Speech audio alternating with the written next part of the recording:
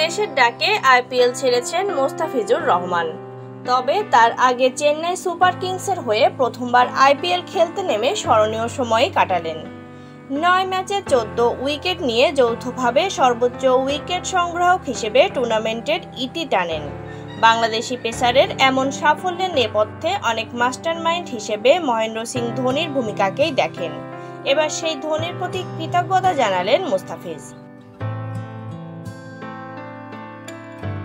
বৃহস্পতিবার বাংলাদেশ সময় সন্ধ্যায় ঢাকায় ফেরার একদিন পর নিজের ভেরিফাইড ফেসবুক পেজে ধোনির অটোগ্রাফ দেওয়া একটি জার্সি সহ ছবি পোস্ট করেছেন মুস্তাফিজ।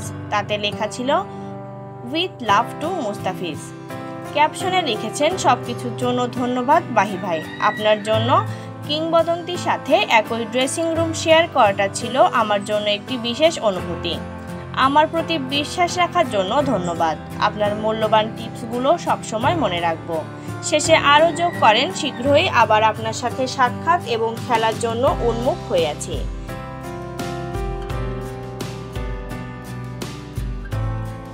এর আগে চেন্নাইয়ের মিডিয়া বিভাগকে দেওয়া একটি সাক্ষাৎকারে ধোনির সঙ্গে অভিজ্ঞতা ভাগাভাগি করা নিয়ে মুস্তাফিজ বলেন, ওনার সঙ্গে বেশিরভাগ বোলিং নিয়েই কথা হয়, তবে যা হয় মাঠেই, এর বাইরে তেমন কথা হয় না। মাহি ভাই এসেই বলেন যে এটা করলে ভালো হয়।